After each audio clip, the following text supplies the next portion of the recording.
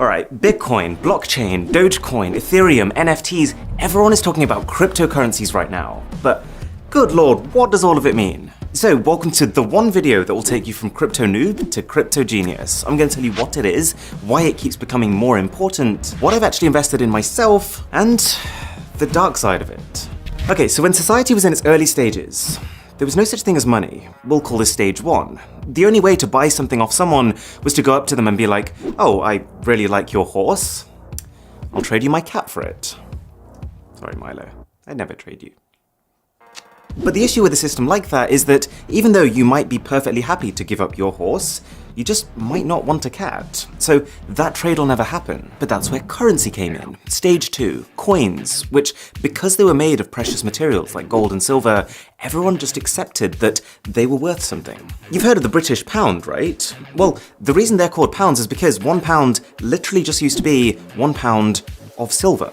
And so all of a sudden in a trade, it doesn't matter if you don't want my cat. As long as I have coins, we can still trade for your horse. Even if you have no use at all for the silver, because it's a precious material, you have that reassurance that you can take that coin, give it to someone else, and trade for something that you do want. Convenient, right? But then this evolved to stage three. As banks became established and governments had control, we realized that as long as there was trust in the system, we could move away from needing to carry blocks of precious metal towards something even more convenient. Paper money. It does the same thing, but now the money doesn't have value because it's made of pure silver, it just has value because the government says it has value. Like this £10 note here in the UK, the note itself is just made of, well, it's actually made of plastic. They changed it recently because it's more durable. But if you look closer, you can see that all this actually is the Bank of England promising that they will pay the bearer of this note £10. Really, this is just a receipt, a kind of proof that you own a certain amount of money. But as technology has improved even further, we found even more convenient ways of storing and trading our stuff. We're now in what I would call stage four, where more people than ever are buying things online and using credit cards, and really when you're at that stage, we don't see our money anymore. It's not about coins or notes or cats, it's just entries on a spreadsheet. Like when I buy a music album from Amazon, all that's happening is that my bank adds an entry in my spreadsheet that says Aaron now has $10 less, and then Amazon's bank adds an entry that says they have $10 more. So, the reason I've given you this entire intro is to give you context on where cryptocurrency sits. It's seen by many people as the most convenient era of exchange ever. Stage 5. The way to think about a cryptocurrency is that it's 100% virtual. I know the logo for Bitcoin kind of looks like a physical coin. It really is a Bitcoin now. But with crypto, there is no gold, there is no silver, there is no paper. It really is just the transfer of digital assets. But the core concept is exactly the same. Think of them as literally just running spreadsheets of who's paid what to who. But instead of multiple banks keeping their own separate records, with crypto, there is just one enormous spreadsheet of every transaction made using that currency. And this is called a ledger. Okay, we all have a good spreadsheet, but what's all the fuss about? Why is everyone going crypto crazy? Well, there are some distinct advantages to a currency system like this. One, it's decentralized, which means that while every transaction of a given cryptocurrency is all recorded on the same ledger, there are many, many copies of that ledger, and anyone who is a part of the network has one. You might have heard of cryptocurrency mining, or Bitcoin mining. Well, all that is someone who set up a computer to crunch through transactions on their copy of this ledger or spreadsheet. There are already about 1 million Bitcoin miners around the world, and Bitcoin is just one type of cryptocurrency. The reason they're doing it? Well, if you dedicate your computer's power to mining, say Bitcoin, then you will earn some Bitcoin as compensation. So the result of this is that if I go into a store and spend 5 Bitcoins on something, then instead of just checking with one bank's records, the shop instead checks with every single computer on this network if I have enough. And assuming I do, each computer will give the go-ahead, and then every single one will update their records independently. So because you end up having this many copies of exactly the same ledger, it becomes very easy to tell if anyone's trying anything fishy. Who bought this? Like if I try to hack into someone's computer that's on the network and give myself more money by adjusting figures on their copy of the ledger, it's not going to get through. The system will realize that 99.9% of the copies on the ledger are saying one thing, but one of them is saying something else, so must have been tampered with. There's very clear organization to the system, and I think people believe in it because they see the future as open, traceable transactions, much more so than having like some bits of the record over here and other bits over there. And I know it seems complex at this point, but as we go through this, I think you'll realize that for a lot of people, in a way, it's simpler. There are plenty of areas in the world that have internet access, which is all you'd need for crypto, but don't have access to traditional banks, which require a lot of paperwork and documentation.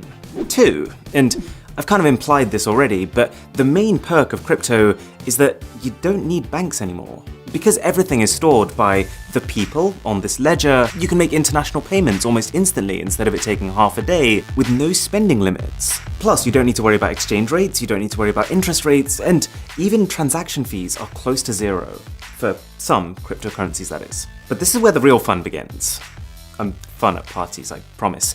The reason that cryptocurrencies are called cryptocurrencies is because they're secured by cryptography. And one example of this, which a lot of the major cryptocurrencies like Bitcoin use, is blockchain. Now, people often get confused by this. Blockchain is not Bitcoin. Blockchain is not a currency itself. Blockchain is just a secure type of ledger. So you know that big spreadsheet that everyone has that's recording transactions? Blockchain is just a way of organizing it, funnily enough, into blocks. So every time I pay for something with Bitcoin, that transaction is recorded as a block. Each block contains transaction data, like who was paid and how much, a hash, which is a unique identifier, and the hash of the previous block in the sequence, or the last transaction that was recorded. And the pivot on which this system rests is that if something in a block is changed, then that block's hash will change. You might be starting to see where this is going. Because each block also contains the data of the previous block, if the hash of the block here changes, then the next block will no longer have a matching hash with it, and so every subsequent block after that one becomes invalid. So if you combine this with what we talked about earlier, this whole idea of a million different users all having their own copy of the blockchain ledger, then if I wanted to fraudulently create a transaction that, say, paid me money, I'd have to not just tamper with a block and every single block after it, but I'd also have to do this on at least 500,000 computers around the world, so that the majority of computers in the system are also consistent with the one I've tampered with. Probably not gonna happen. Whereas just hacking into someone's dollar account and sending myself money, that does happen. And it's sometimes as simple as just literally guessing someone's 6-digit PIN. But there's a massive jump between that and trying to hack into 500,000 uncorrelated computers at once. Okay, so cryptocurrencies have their issues. I'm literally going to get to them in a minute, but hopefully you can see why some people are excited about them. And that brings me on to investments. You've probably heard of people putting money into cryptocurrencies, and all that means is that they're exchanging normal currencies, like dollars, for cryptos, like Bitcoin. They're hoping that those cryptocurrencies become the next big thing, and therefore suddenly shoot up in value, at which point they can then either spend them, or just exchange them back for more dollars than they bought them for. There's actually a term for cryptocurrencies that skyrocket like this, going to the moon, or mooning, but that can mean something very different depending on who you talk to. But the one decision that someone would have to make at this point is, which cryptocurrency? Because we've talked about Bitcoin, but Bitcoin is just one of over 4,000 different cryptos already, and each of them have different properties. For example, Ethereum, which is the second most invested in, can process transactions even faster than Bitcoin. There's one called Cardano, which is considered to be technologically superior. There's one called Litecoin, which has a newer algorithm. And if you are enjoying this video, then a sub to the channel would be delightful. So let me show you what I've done, and disclaimer, this is not in any way at all financial advice. I'm not recommending this, I've literally only put in a small amount of money that I am comfortable losing, and to be honest, the way I'm seeing it is more as an optimistic gamble as opposed to a strategic investment. The only thing that you absolutely should buy is one of these hats. Best purchase I've ever made. That is financial advice. So I've put 40% in Ethereum, 20% in Polygon, 20% in Cardano, 10% in Cartesi, and 10% in Litecoin. And this portfolio has basically gone up and then down, and then up and then down. And then, honestly, you probably get more consistency from Wish.com. So crypto is in a pretty weird place right now. And this brings me on to its problems. The dark side. One of the main ones is exactly this. The reason I think a lot of people don't take crypto seriously is its volatility. Because these currencies are so new and they're completely digital, unlike, say, the market for gold, no one really knows what they should be worth. And so you find that crypto prices are quite heavily speculative. They're tied to the news cycle. Like when a glowing article comes out about them, prices spiral upwards, but then when Elon Musk posts a tweet that puts them down, they go way down. 2 is the fact that they're not really accepted as a form of payment in well, most places. Like, yes, I can now book holidays with crypto, I can donate to Wikipedia with crypto, but there's been a lot of companies who are pretty back and forth with it. Microsoft, Tesla, even Burger King are examples of companies who said they were going to accept Bitcoin, and then they said they weren't going to accept Bitcoin. 3. There can be an environmental concern. See, the whole reason why a lot of these cryptos are so secure is because of this concept of transactions being verified many times by many computers. So I think it's a fair criticism that in itself creates a fundamental inefficiency. That much computing power requires a lot of electricity. But at the same time, you could counter this by saying that traditional banking uses more electricity, that there are newer coins with better technology that are more efficient, and that one day we'll be able to get that electricity from renewable sources. Depends who you ask. And 4, there's also a pretty strong sentiment that because there's no real policing or regulation on crypto right now, it's like the perfect currency for criminals. But to be honest, I think the data speaks for itself on that one. According to Chainalysis, 0.34% of crypto transactions are criminal, up to 5% of normal cash transactions are criminal. And I think that's because it's a bit of a misconception that currencies like Bitcoin are anonymous. They're actually pseudonymous, which means that even though your actual details aren't visible to everyone, your public key, your unique identifier, will be permanently baked into the blockchain upon making transactions with it. So cash is just a better currency for most types of criminal activity, because by its very nature, it's untraceable. Don't ask me how I know that. But as well as the negatives, there are also just some straight up odd things that have come about because of crypto. For example, you might have heard of an NFT, a non-fungible token. If you haven't, you might want to take a seat for this one. I don't want to call it stupid, but this one's a head scratcher. So you know how now you can go into an art gallery and you can pay to own a painting? Well, now thanks to the blockchain, you can pay just to have digital ownership over something. So it doesn't stop anyone from using or sharing that thing, but all it means is that you'd effectively be the owner of the original, and they'd all be sharing copies of it, even if, for most intents and purposes, they look and behave identically. Like, a lot of these NFTs are literally just JPEG images. I think the reason some people find this stupid and kind of funny is that there's a distinct difference between buying an NFT and buying the rights over something. So if you buy the rights over something, that's a very legitimate purchase because you can create merch or sell licenses.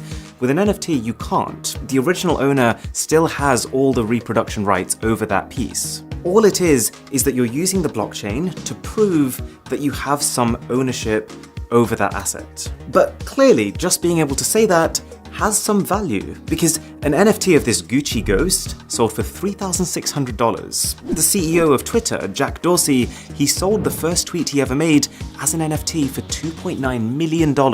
5 words! I could do that. Any takers? And this one just blows my mind. This photo, which is basically an overview of one guy's pieces of art, sold for $69 million. Very nice. To clarify, this literally just gives the buyer some digital ownership over a JPEG image.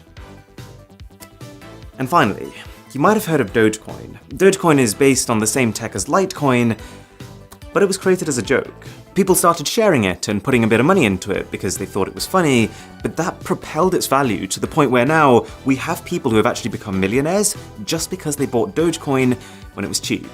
It's an interesting world out there. If you did find this useful, then do consider sharing it with a friend or family member who could benefit. I would really appreciate it. And for my best phones of 2021, click here. For an Instagram story that crashes your phone, click here. My name is Aaron, this is Mr. Who's the Boss, and I'll catch you in the next one.